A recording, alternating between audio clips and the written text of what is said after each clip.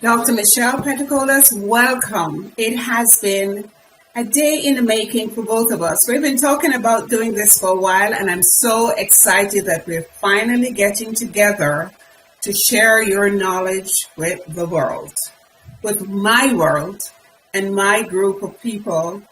So I'm really excited about this. Welcome. Thank you so much, Yvonne. I have been looking forward to this as well. The more I get to know you, the more I really admire and appreciate you. So this is such a treat. Thank you. Thank you so much. And to our audience who's joining us on LinkedIn, on my Facebook page, and on my wall, thank you for being here. Now we're just going to give just about a minute or so. There we go. We have our first person who's joining us, our first guest. Welcome, Pauline. Thank you for being here. We certainly appreciate it. All right. So with Pauline being here, we know that there are other persons who are going to be coming. So I'll go ahead and introduce you.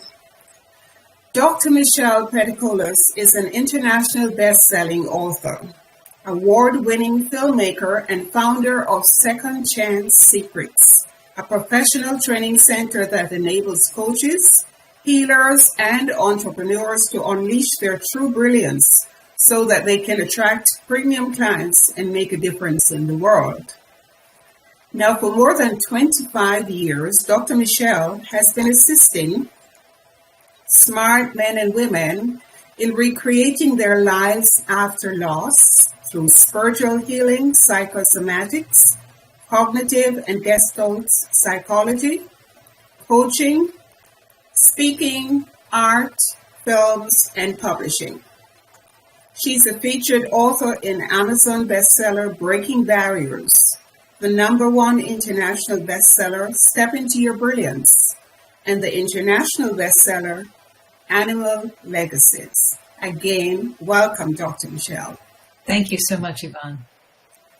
Now, this is going to be an interesting conversation because one of the first things that struck me about you really is the fact that you deal in an area that is comprised, it's a pretty challenging area. It's challenging for the people who are affected because there's grief, there's anger, there's sorrow, and there's despair. And you chose to focus on that group. Why is that? What prompted you to get involved in this work? For many years, I was totally shut off from my emotions, except when they would kind of explode in tears or anger. But mostly I was shut down because at a very early age, I made the decision that the best way for me to survive was to become a people pleaser.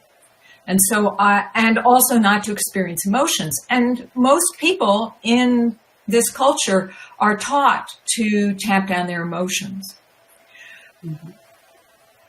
Several wake-up calls happened to me throughout my life, but the big one was when I lost both my parents 6 months apart. And the very biggest one was losing my mother. It just really woke me up to how I'd been living my life, how I had been living my life through everybody else and not being true to myself. And at the same time, it woke me up to my feelings. There's something that happens when you lose a significant bond that breaks through the habits and the assumptions that we make about how we need to live life. And that's why I like working with people who have gone through a major life challenge, because they are open in that moment to the opportunity to have a real transformational shift. And oftentimes they have lost so much that they need to go somewhere else. But in that narrow window of opportunity, they can either get stuck in the past or stuck in a reversion of the past, or they can actually use that as energy, as a catapult to move them forward towards who they really are. Sometimes we don't realize until somebody's died how precious this life is and how little time we really have and how we never know how much time we have. That's absolutely the truth. None of us know. We would like to, but we don't. So that's powerful. So you're talking about that little time. A time is like a window that you have an opportunity to help these individuals. So that's helping them as far as getting through the challenges of sorrow, guilt, despair, and so forth.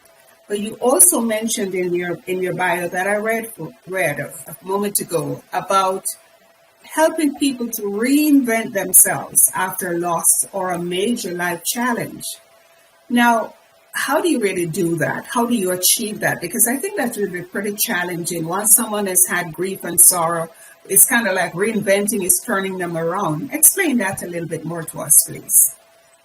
In the process of healing the loss, the current loss, very often and usually it brings up all the losses, all the emotional challenges of childhood. And that's where the opening is. Because all the losses, all the grief are connected, particularly those that have never been addressed. And so when I'm working with a person around a particular challenge, in that moment of dealing with the current loss, we also have a doorway into the suppressed losses, the lost losses that we have forgotten about, but actually continue to operate in our bodies and in our minds. And so this is an opportunity for me to help them see the patterns, see the habits that are holding them back, and to connect them to their true self, who they really were before they were tapped down in childhood because of some kind of traumatic event. And what I've learned is that during those first 3 to 5 years, even small events can be very traumatic for a child because they don't have a lot to go on. They are extremely dependent and vulnerable, and they have needs that, at least in this culture, we don't recognize as being really important. We're somewhat detached about the way in which we deal with our children. We're always trying to program them instead of to realize what they really need.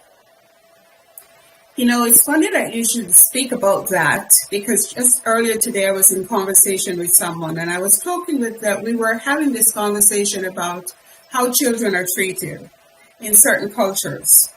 And the fact that, say, in my home country, it's not unusual for mothers to leave their children with the grandparents and move to the city or different towns to get a job. And so the children are raised by the grandparents. And what happens is that they don't have this attachment to the mother. And most times the mother can't understand it. Now, in working with individuals, do you find that people are sometimes even surprised at the things in their childhood that come up when you help them with these things? Yes, they are. But generally, I help them to understand it. And it's always a revelation. It's not that they ever argue with me because it's always spot on. Because I can see it. I can see it in their behavior and it comes up out of our interaction that they reveal what's going on. That's one of my talents is I can get people to tell me almost anything.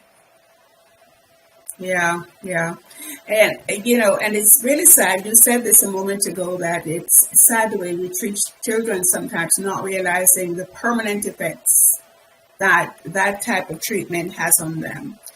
Now, coming into something that has affected all of us over the past year, the pandemic. And there are some individuals who have managed to just glide through, whereas there's so many people who are extremely lonely, and the change has been very, very hard for them.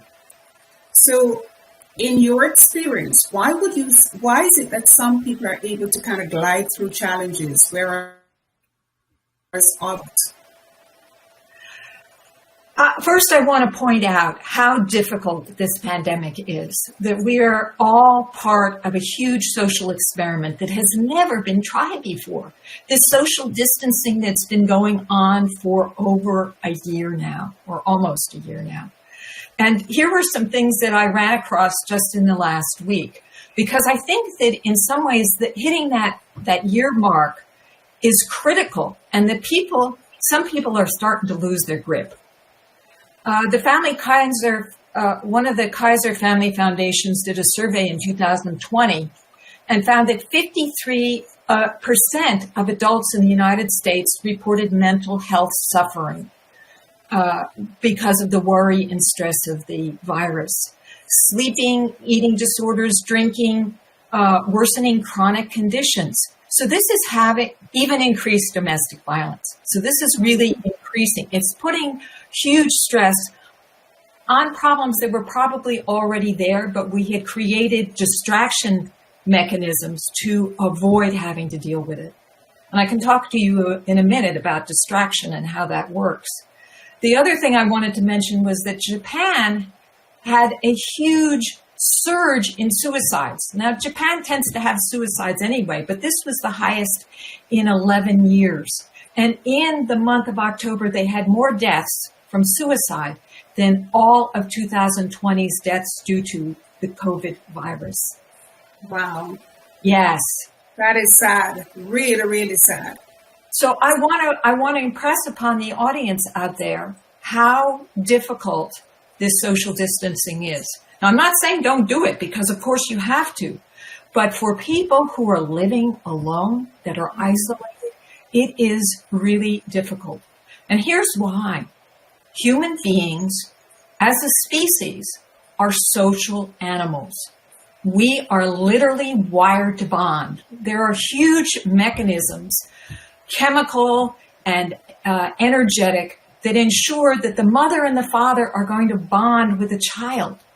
There are certain things like when you hug, you get a boost of oxytocin. There are biological reasons that support that, because as a species, we survive better in community. We actually, when you think about it on the animal plane, have very few resources on our own, and we depend on each other to survive. And that, even though we're a modern culture and we have all these things that we have accessible to, we still reside in bodies that have not changed very much in thousands of years, because evolution happens slowly. So we need each other. And now we're asked, not only do we need each other on an emotional level, but on a biological level as well. We exchange germs and we exchange bioflora with each other that actually improves our ability to survive, that improves our immune system. So now we're all isolated. We're sheltering in place. Now, if you have a good relationship with the people you're living with, you're doing better than the rest. It's a little disconcerting when you go outside and you see everybody with masks on, because that's distressing to the human body to see that. It actually is a sign that could trigger a fear response. Because when have we seen people with masks on? The outlaws in the cowboy movies, right? The people who are the bank robbers, they're the ones who are wearing masks. So we've been conditioned to actually fear that. What I want the audience to understand is that we reside in these bodies, and they have their own survival mechanism. And part of that is the need for bonding, the need for connection. And when we don't get it, the body goes into a state of fear, a survival mode. And the three mechanisms that are foundational to any organism are fight, flee, freeze. You've probably heard of that before, right? Mm-hmm. So that's why we're seeing a lot of increase in violence, because people are frustrated and they're taking their frustration out on other people. Those are people who externalize. Then there's the freeze. Those are the people who get depressed and just, they don't go out. They don't go anywhere. They don't do anything because they are too terrified. And then there's the flee, which is the myriad numbers of distractions that we use and have used in the past to prevent ourselves from looking at what's really not going right in our lives. For example, drinking or drugs or texting or computer games or working all the time. Now, a lot of people, coaches, our biggest problem is that we work all the time. one of my clients who came to me, she came to me because her husband was threatening to leave her because she was a coach and she was working 70 and 80 hours a week. She had no time for her family. She had 5 children and she had no time for her family or her husband. And why? Because she hadn't dealt with a loss, a significant loss in her life. And she was avoiding it. And by being busy all the time, we really can avoid our feelings. If you're busy, you kind of feel a comfort in that, especially if that's your mechanism for handling emotional upset. I know this one because when I'm upset, I go in and I clean the kitchen. You become a cleaning machine, right?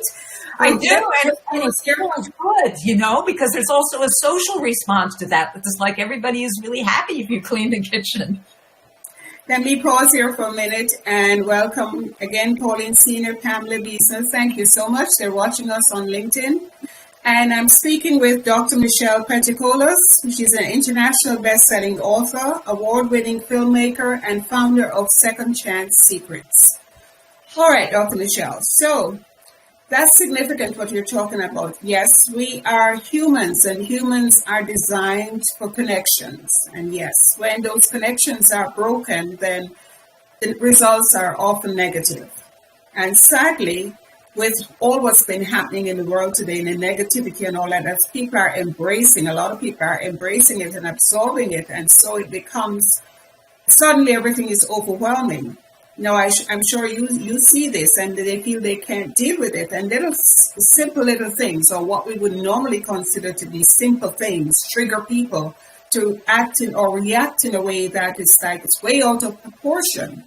But it's a lot of times, I'm sure you'll agree that it's the pent feelings that they're the bottle of feelings that they have. And now it's like it's no longer just taking its time.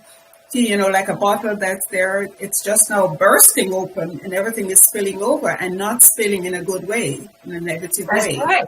And just consider that while we're in this social distancing, our usual methodology for distraction, like movies and going out to eat and going to athletic events or whatever it is that you do, go dancing, we don't have that anymore. And whatever you get on Zoom is not the same as face-to-face. So a lot of the distraction methods that we have used in the past are taken away. Now, the good news is that, yes, you're in a pressure cooker, and this is a time, an opportunity to work on the stuff that has been there all along and you need to address. Absolutely. And, for many people, what I have found is that they don't have anything positive coming their way. And so it's as if everything is just like, negative force that's just plummeting your body. It's just imagine standing there and you have these tennis balls just coming and hitting you, and there's nothing positive that's coming. It's all negative. So this also helps me to understand why people sometimes react in such a way that it just doesn't make sense. Why would you have to react in that way? There was a recent something that I just read about in Broward County. A man just asked someone for a piece of chicken, and his reaction, which I won't bother to put in the recording, was crazy. The reaction he had to just simply being bothered. Who knows? Maybe for this man, he doesn't have the money to even buy the chicken he's having. I know somebody's asking him for a piece, that kind of thing. We don't know the background, but people are like in a pressure cooker environment. But I do want to ask you, though, just like the pandemic, people go through changes. Again, the perception is always our reality. Our perception is our reality. So how do perceptions impact us when it comes to change? Well, it's huge because what we believe, what we think about what's going on will color. It's like a lens through which we see what's going on. And so if we see everything negatively, we're going to experience it negatively. And if the body experiences it negatively, that's what it's going to believe. If you can change your story, if you can change your perception, then you can actually make yourself feel better. there is this connection between the mind and the thoughts and how the body responds. And it's a two-way street. So sometimes your body is responding because of some past history in which you get triggered, and your mind just follows with the body. And sometimes the mind has an attitude and it says stuff to you, and then the body gets triggered. And part of the problem with people who are going through grief is that they cry, they think about how terrible their life is and how victimized and how it's going to last forever, and they re-trigger the grief. And then the grief triggers more negative thoughts, which triggers more grief, and they get stuck in this loop. So what I try and help my clients to do is to stop the loop. The fundamental, or the first step you need to take, is to release the emotional energy. It's very hard to change your mind if physically you're feeling threatened. You have to release the emotional energy first. And that I wanted to just bring up for a moment here. We're getting closer towards the end of the half hour. I have an event happening on March 23rd at 4 p.m. Pacific time, in which I'm going to be sharing my best tool for managing that emotional trigger, that emotions. Because once you start to get a handle on your emotions, you can start to work on your mindset. And I call it body speak, because you're speaking with your body, and your body will tell you what's going on, but it takes some learning to do that. So I just wanted to let people know that I'm here for you. And this is a free event, and please come and join me and go through this healing process that will help you to get a handle on your emotions. Very good. Thank you for sharing that.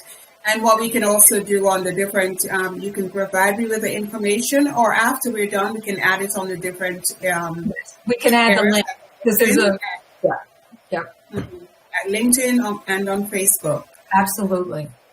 So in my coaching with most of the entrepreneurs, but not all are, I talk about the importance of grit, resilience, in dealing with situations. Now, how do you bring in this quality? How do you bring in resilience with the clients that you work with, so that they become more fluid or more adaptable to change? Because we know that change is inevitable. Inevitable, So absolutely. how do you help them to deal with that?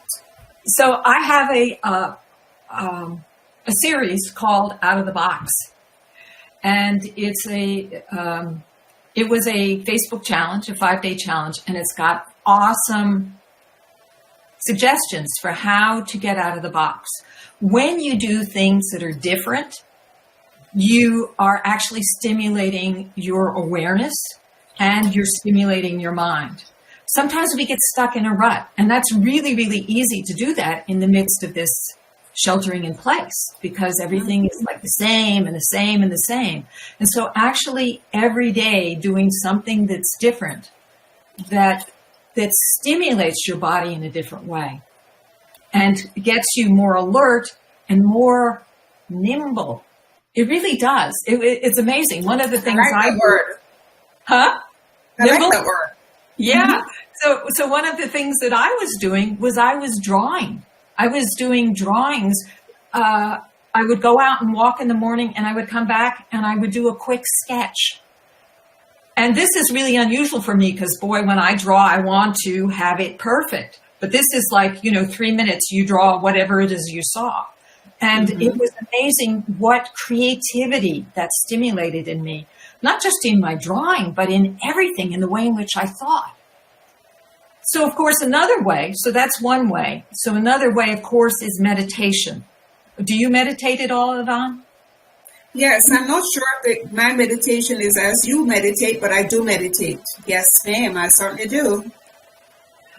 Mainly what identifies meditation is that you get out of the mind monologue and you actually your brain waves change into a different brainwave state. And this is extremely healing.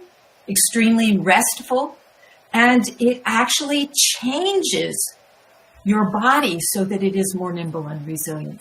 So that when triggers happen, you have more emotional intelligence not to just react. I like the way you describe your meditation, your type of meditation. I do like the way that you describe that. Because it's positive and it's not emptying the mind. Because that's the kind of meditation I don't get in, where you totally empty your mind and leave it blank and then you start. But I love the way you do that, because I can see how you describe it, because it can lead to a transformation, really. And I also love what you say, Dr. Michelle, about the interaction between, the brain and the body, because we know they're connected. And how the body feels is going to affect the mind, and what the mind says is going to affect the body. And isn't it amazing how we can kind of sometimes control the way our body feels just by how we feel? Absolutely. Absolutely. Yes, we can. Exactly. And if you just switch your mindset, you can change your state instantly. Now, I want to make another point that's really, really, really important. And that is that we as human beings do not live in isolation. We live in a social community, even if we're not seeing them. And maybe some of your audience or our audience will understand that we actually vibrate. I mean, hell, right? We've got molecules and atoms that are vibrating, right? And when the collective is in despair, we all experience it.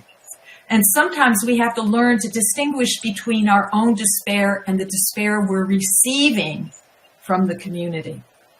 Mm-hmm.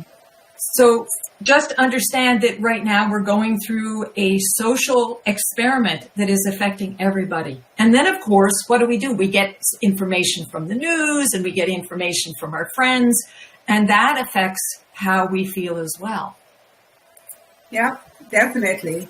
And now we have a question. Pauline is asking, describe meditation in your terminology. And I don't know if she got that from your explanation or she asked this before. Pauline, if you could type in if you got the answer to that question by what Dr. Michelle described, describe meditation in your terminology. Let me say a little bit about it more, okay? Mm-hmm. So meditation is being present, being in the moment. Most of us are living our lives either thinking about the future or worrying about the past. When you meditate, you are in this immediate moment. So you could meditate just going out and walking and really focusing on everything that you see. And, if you're in a nature area, because nature has its own vibration, and it literally calms us, that you can be in a meditative state. Another way in which I meditate is I dance. And when you are in that place of dance where you are letting yourself be moved by the music, you're in meditation. Another way in which I meditate is slow movement. So when you move and you are aware of everything that you do as you move, and you're totally focused on the sensation of that movement, that's meditation.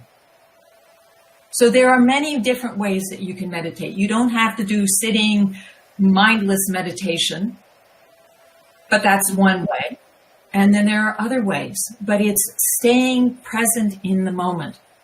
So there's one exercise that I do, which is sort of a mind meditation, in which you breathe to the count of 5. You hold your breath to the count of 5. You exhale to the count of 5. You hold for the count of 5. And in doing that, each cycle you're counting up 1, 2, 3. You do that, and your mind stops working. And if your mind starts to get away, you just start again. And that's a really, really effective way. It's one of the fastest ways that I can get into that meditative state, because I have something specific to focus on that has no emotional charge. It's just, and guess what? I'm breathing at the same time. So breathing is really crucial to meditation as well. Okay, thank you. And Pauline said yes, she got her answer. So you expanded on that as well. And what I'm also hearing, what you described a moment ago, it's also being intentional about what you're doing. You're totally intentional and focused on something. So I guess being intentional contributes to your definition of meditation as well, because you're really focusing in on one thing. And you're right about how external things can affect us, because I am passionate about gardening.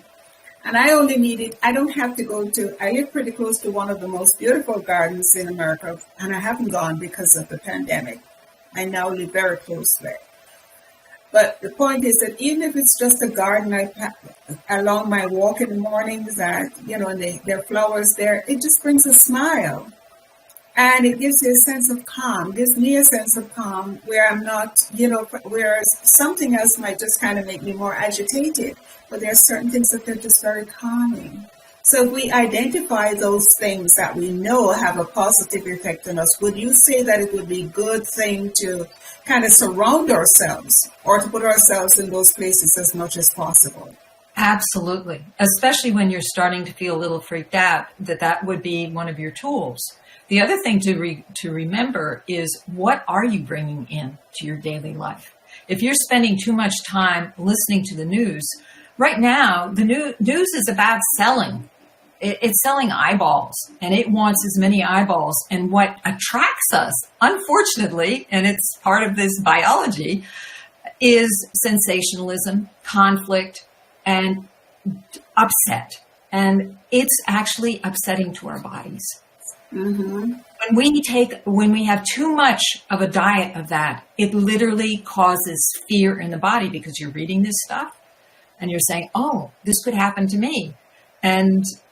Or, oh, what's happening to the world? Or everything's going to hell in the handbasket. We're in chaos or whatever. And it stresses your body. So you have to be careful what it is that you take in. One of the things that my husband and I do, we do not watch violent movies.